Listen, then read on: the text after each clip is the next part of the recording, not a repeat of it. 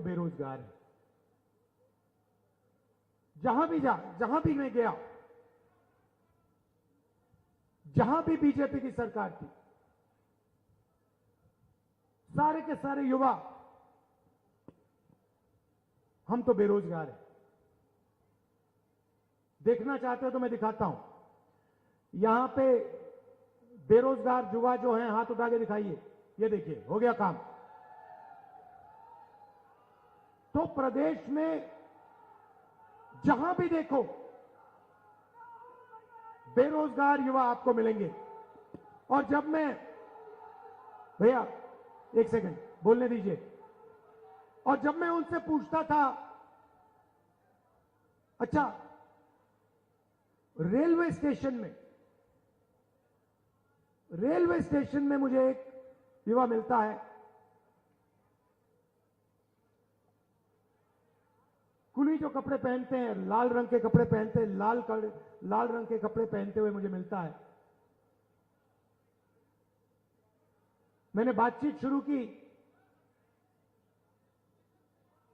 मैंने कहा,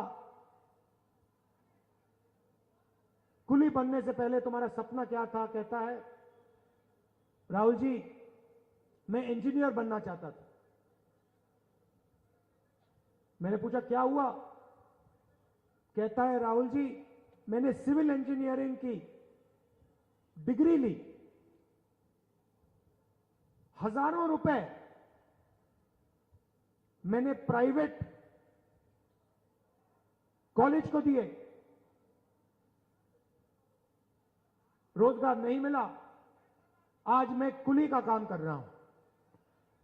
यह इस प्रदेश की और इस देश की सच्चाई है। युवाओं में कोई कमी नहीं है, ऊर्जा है। भैया ये बाद में करना। ऊर्जा है, देश को मजबूत बनाना चाहते हैं, देश को खड़ा करना चाहते हैं, मगर ये देश करोड़ों युवाओं को रोजगार नहीं दे पा रहा है। तो सवाल उठता है, ये हो क्यों रहा है? युवाओं में कोई कमी नहीं है। अगर कमी होती तो हम कहते देखो भैया युवा काम नहीं करना चाहते, युवाओं में कमी है इसलिए रोजगार नहीं है। मगर युवाओं में कोई कमी नहीं है। दुनिया के सबसे कर्मठ होशियार युवा हमारे देश में है, इस प्रदेश में है। लाखों युवाओं से मैं मिला हूं, कोई कमी नहीं है।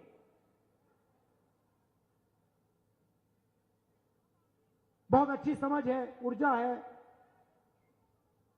मगर रोजगार नहीं। तो सवाल है क्यों नहीं? भाइयों और बहनों, रोजगार बड़े उद्योगपति नहीं देते। रोजगार छोटे व्यापारी जो स्मॉल एंड मीडियम बिजनेस चलाते हैं,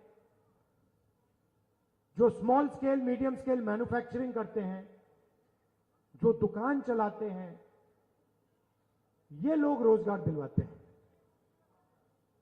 ऐसे हिंदुस्तान में पहले लाखों छोटे छोटे यूनिट हुआ करते थे। कोई लोहे का काम करता था, कोई छोटी ऑटो कंपोनेंट्स का काम करता था, मैन्युफैक्चरिंग करता था। छोटे छोटे लाखों यूनिट्स थे, ये हमारे युवाओं को रोजगार देते थे।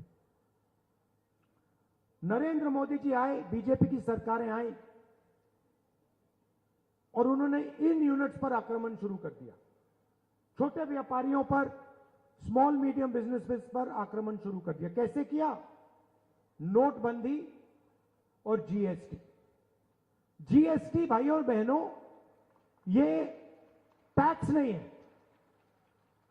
जीएसटी किसानों पर, छोटे व्यापारियों पर, स्मॉल और मीडियम बिजनेस वालों पर आक्रमण है। ये हथियार है जीएसटी। छोटे बिजनेसेस को मारने का, खत्म करने का हथियार है।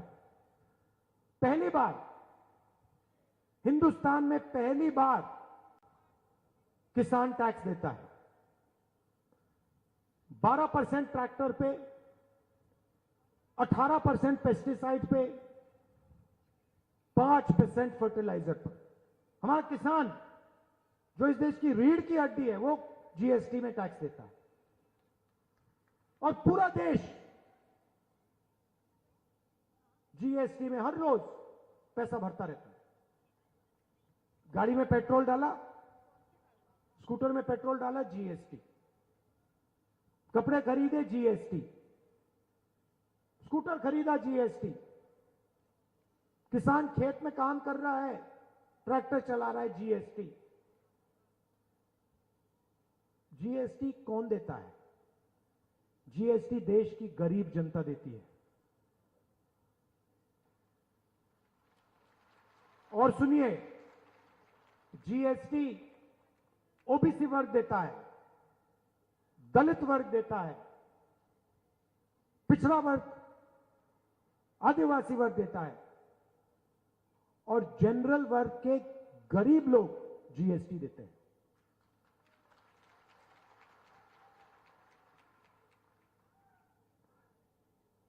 तो बीजेपी की सरकारें क्या करती हैं? आपसे जीएसटी लेती हैं, गरीबों से,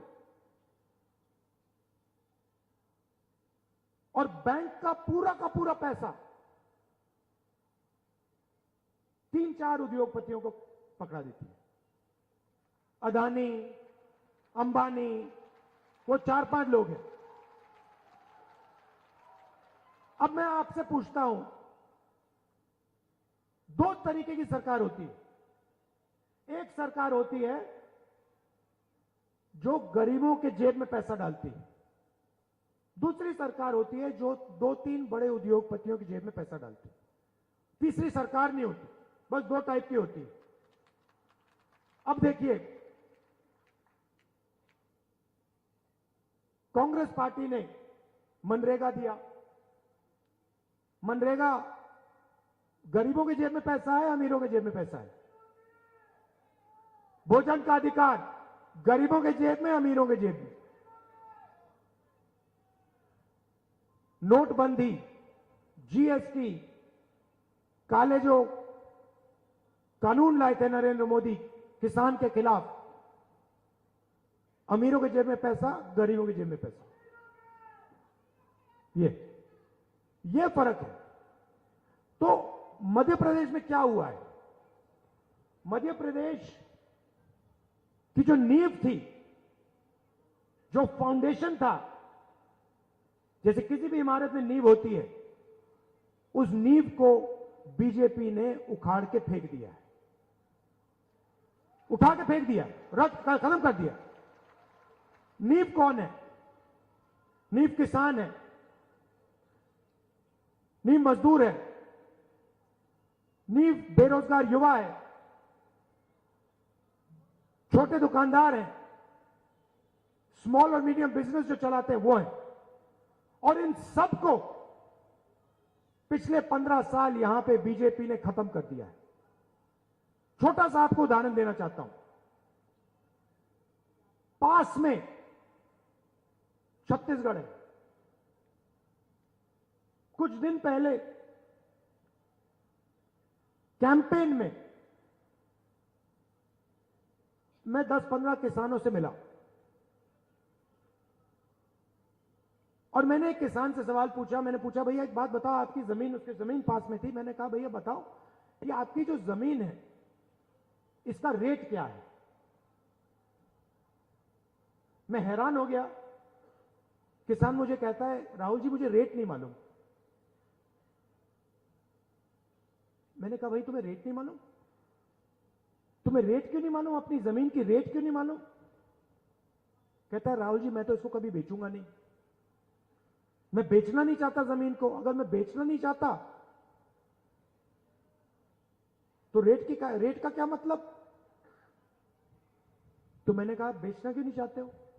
कहता राहुल जी, मुझे यहां पे धान के लिए 3,200 रुपए प्रति क्विंटल मिलता है। बीजेपी की सरकार थी, डर लगता था, कर्जे में जीता था। रोज मुझे यह नहीं मालूम होता था कि कब आत्महत्या करने की जरूरत पड़ जाए। भाई और बहनों, मध्य प्रदेश में 18,000 किसानों ने आत्महत्या की है पिछले 18 साल।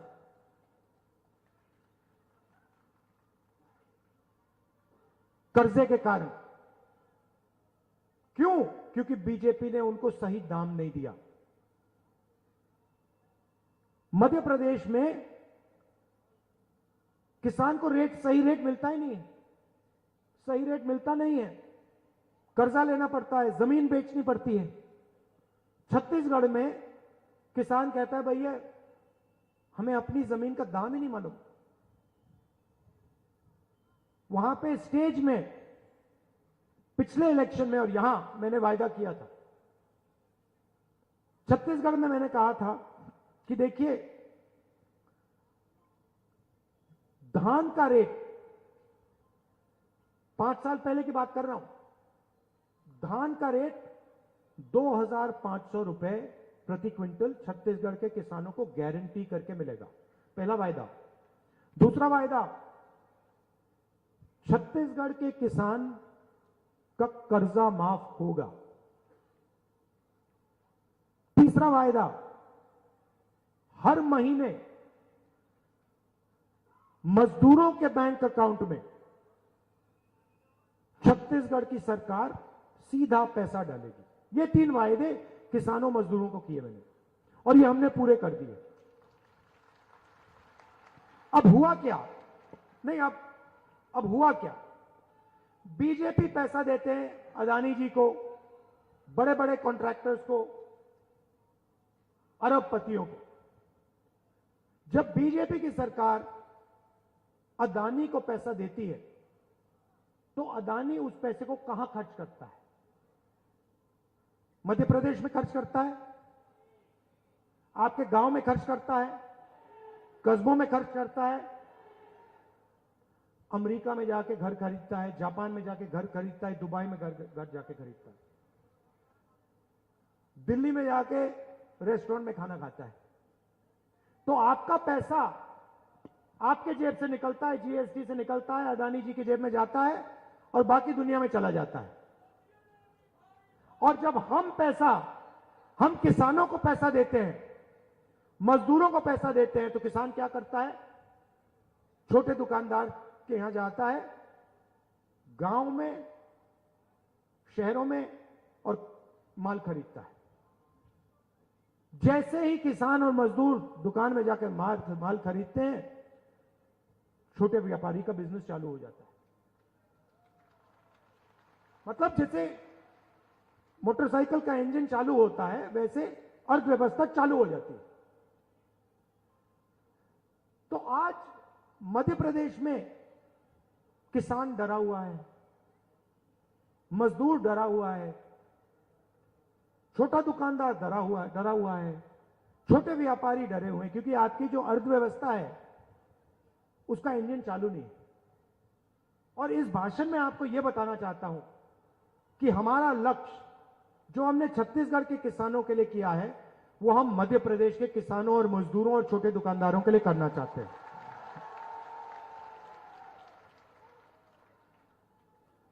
हमने पिछले चुनाव में कर्जा माफी की बात की थी और हमने वो करके दिखा दिया था। और फिर बड़े उद्योगपतियों ने, अरबपतियों ने नरेंद्र मोदी जी और चौहान जी से मिलकर मध्य प्रदेश से आपकी सरकार और हमारी सरकार चोरी की, क्योंकि वो जानते हैं कि मध्य प्रदेश की कांग्रेस की सरकार अदानी जी के लिए काम नहीं करेगी, किसानों के लिए, मजदूरों के लिए, छोटे दुकानदारों के लिए काम करेगी। गैस सिलेंडर का रेट क्या है भैया? 1200। छत्तीसगढ़ में क्या रेट है? यहां पे 1200, वहां पे 500। कितने दिन के लिए देगी भैया? 1 महीना के लिए देगी।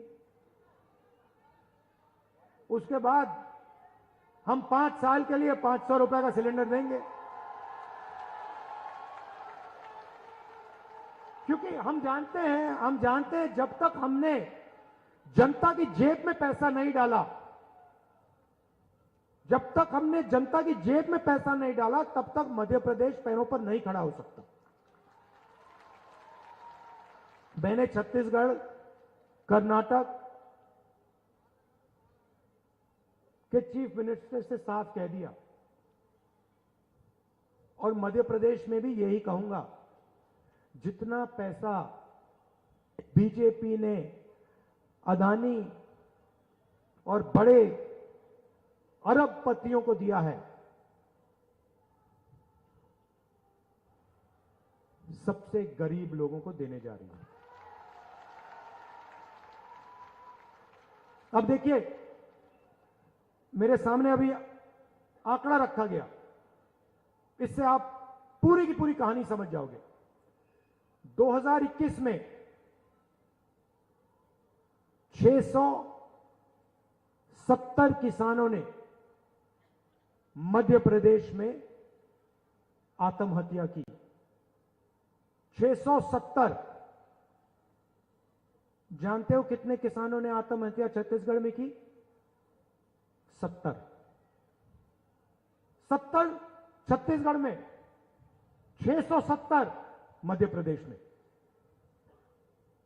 तकरीबन 10 गुना ज्यादा किसानों ने मध्य प्रदेश में आत्महत्या की। क्यों? क्योंकि छत्तीसगढ़ की सरकार किसानों की सरकार है, मजदूरों की सरकार है, और मध्य प्रदेश की सरकार अरबपतियों की सरकार है। अब नरेंद्र मोदी जी भाषण देने आए, और मैंने उनका भाषण सुना।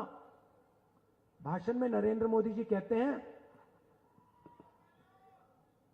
भाइयों और बहनों, कहते थे, भाइयों और बहनों, मैं ओबीसी वर्ग का हूं। जहां भी जाते थे, मैं ओबीसी वर्ग का हूं, मैं ओबीसी वर्ग का हूं, मैं ओबीसी वर्ग का हूं। भैया 2 करोड़ रुपए का सूट पहनते हैं, क्या चाय की बात कर रहे हो? हजारों करोड़ रुपए के हवाई जहाज में जाते हैं, हजारों करोड़ के हवाई जहाज में जाते हैं, 2 करोड़ 3 करोड़ का सूट पहनते हैं। खैर, कहते हैं मैं ओबीसी हूं। हर भाषण में बोल बोलकर प्रधानमंत्री बन गए। भैया, एक दिन में नरेंद्र मोदी कम से कम 1-2 सूट तो पहनेंगे। आपने कभी देखा 2 दिन में नरेंद्र मोदी ने 1 सूट पहन लिया? कभी देखा आपने? कभी देखा है? मेरी ये सफेद शर्ट चलती है, बस यही चलती है। यही मैं पहनता हूं। नरेंद्र मोदी हर रोज कोई ना कोई नया कपड़ा पहनते हैं, लाखों रुपए का, और फिर आपसे कहते हैं, पहले कहते थे भाई और बहनों मैं ओबीसी हूं। अब कुछ दिन पहले मैंने उनका भाषण सुना, कहते भैया हिंदुस्तान में सिर्फ एक जात है, वो है गरीब। मतलब नरेंद्र मोदी ओबीसी, और देश में सिर्फ एक जात, वो है गरीब। देश में ना ओबीसी है, ना दलित है, ना आदिवासी है, ना जनरल है, सिर्फ गरीब। ये इनका नया भाषण है।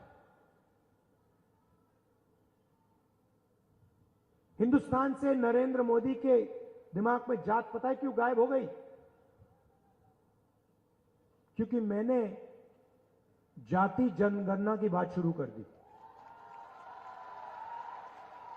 जैसे मैंने कहा कि भैया ये पता लगाते हैं इस देश में कितने ओबीसी युवा हैं, कितने दलित हैं, कितने आदिवासी हैं, किसकी कितनी आबादी है। उस दिन से नरेंद्र मोदी कहते हैं, राहुल जी हिंदुस्तान में कोई जात नहीं, गायब हो गई जात, खत्म।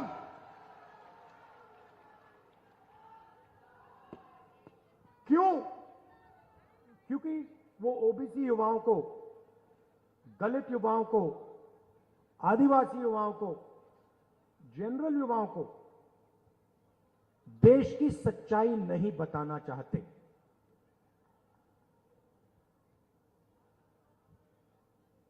कन्याकुमारी से कश्मीर में चला, मेरा एक्सपीरियंस है सबसे ज्यादा मुझे ओबीसी वर्ग के लोग मिले। जहां भी मैं गया सबसे ज्यादा ओबीसी वर्ग के लोग मिले। अंदाजे से कहता हूं कम से कम हिंदुस्तान में 50% ओबीसी वर्ग है, अंदाजे से कहता हूं। तो नरेंद्र मोदी जी कहते हैं, शिवराज चौहान जी कहते हैं कि मध्य प्रदेश में ओबीसी की सरकार चल रही है। मैंने आपके लिए आंकड़ा निकाला है। मध्य प्रदेश की सरकार को, दिल्ली की सरकार को एमएलए नहीं चलाते। मध्य प्रदेश दिल्ली की सरकार को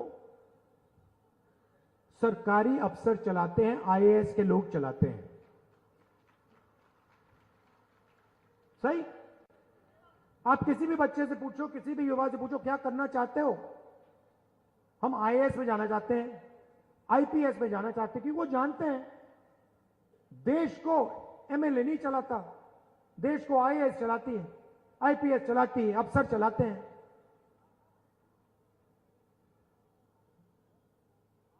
तो मैंने सवाल पूछा, मध्य प्रदेश को 53 सेक्रेटरी चलाते हैं, सरकारी अफसर हैं।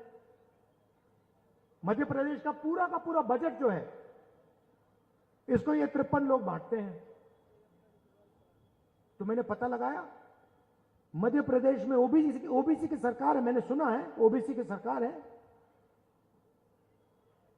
तो अगर ओबीसी की सरकार है तो 53 ऑफिसर में से ओबीसी होंगे? नहीं होने चाहिए ना भाइयों और बहनों। 53 में से आप जानते हो कितने अफसर हैं ओबीसी वर्ग के मध्य प्रदेश में? जहां नरेंद्र मोदी, शिवराज चौहान जी आपसे झूठ बोलते हैं कि ओबीसी की सरकार चल रही है, आपको मालूम है कितने हैं? 53 में से एक। 53 में से एक अफसर ओबीसी। अच्छा, मजे की बात सुनो,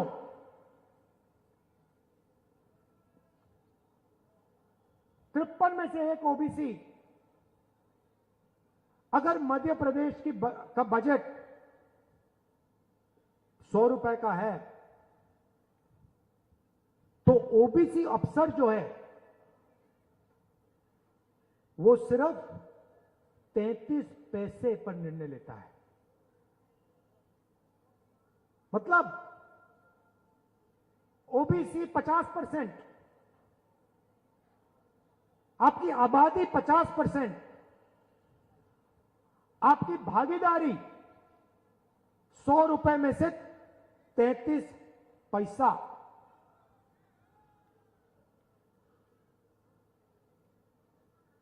आबादी 50%, भागीदारी 100 रुपए में से 33 पैसा। फिर से सुन लो, और नरेंद्र मोदी जी और आपके चीफ मिनिस्टर कहते हैं मध्य प्रदेश में ओबीसी की सरकार। कैसी ओबीसी की सरकार है ये? कौन से ओबीसी की सरकार है? अगर बजट के सारे निर्णय 53 अफसर लेते हैं और उन 53 में से एक ओबीसी है और बजट का 0.3% निर्णय ओबीसी ले रहे हैं, तो ओबीसी की सरकार कैसे? आपको झूठ बोला जा रहा है। यहां कोई ओबीसी की सरकार नहीं है, यहां पे ओबीसी की कोई भागीदारी नहीं है।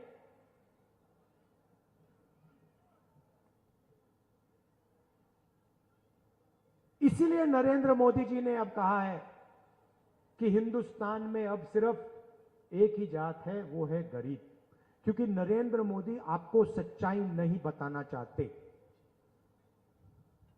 नरेंद्र मोदी हिंदुस्तान की सच्चाई ओबीसी वर्ग को नहीं बताना चाहते, और मैं हिंदुस्तान की सच्चाई ओबीसी वर्ग को बताना चाहता हूं।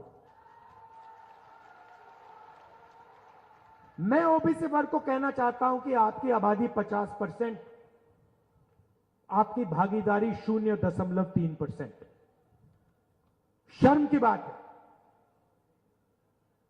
नरेंद्र मोदी इस बात को छुपाना चाहते हैं। इसीलिए अपने किसी भी भाषण में नरेंद्र मोदी जनजाति जनगणना की बात नहीं कर सकता, क्योंकि नरेंद्र मोदी जी का रिमोट कंट्रोल अदानी जी के हाथ में है। भाइयों और बहनों, रिमोट कहीं और है।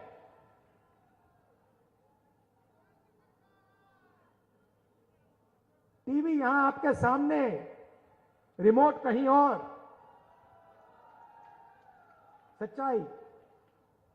तो जैसे ही मध्य प्रदेश की सरकार आएगी, हमारा पहला कदम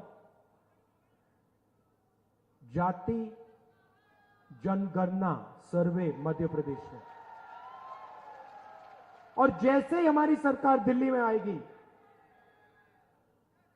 नेशनल जाति जनगणना कांग्रेस पार्टी करके दे देगी। होगा क्या? बात समझिए। किसी को चोट लगती है, किसी को पैर में चोट लगती है, पहला काम, आप अस्पताल जाते हो, पहला काम होता है भैया एक्सरे करिए। डॉक्टर कहता है जाके एक्सरे करो। एक्सरे के बाद पता लग जाता है कि टांग टूटी हुई। जाति जनगणना देश का एक्सरे है। एक्सरे के बाद हर आदिवासी को, हर दलित को, हर ओबीसी को, हर जनरल कास्ट के युवा को पता लग जाएगा मेरी आबादी इस देश में कितनी है, मेरी भागीदारी कितनी होनी चाहिए। और फिर मध्य प्रदेश और देश का सच्चा विकास शुरू हो सकेगा। जिस दिन तक जाति जनगणना नहीं होगी, तब तक पिछड़ी जातियों को भागीदारी नहीं मिल सकती। ये सच्चाई है और ये क्रांतिकारी काम है। इससे देश बदल जाएगा, करोड़ों लोगों की जिंदगी बदल जाएगी। मैं उदाहरण देता हूं आपको छोटा सा, जिससे आप पूरी बात समझ जाएंगे।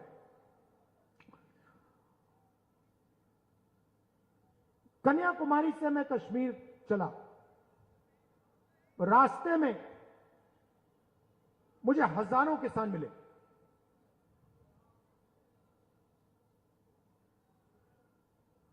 तूफान आया,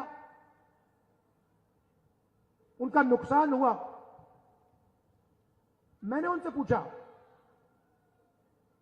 और मैं एक की बात नहीं कर रहा हूं, मैं हजारों किसानों की बात कर रहा हूं। मैंने उनसे पूछा, भैया एक बात बताओ, ये जो फसल बीमा योजना है, जब आपके खेत में नुकसान हुआ, क्या इसका पैसा आपको मिला? हजारों किसानों ने मुझे कहा कि राहुल जी, जब नुकसान हुआ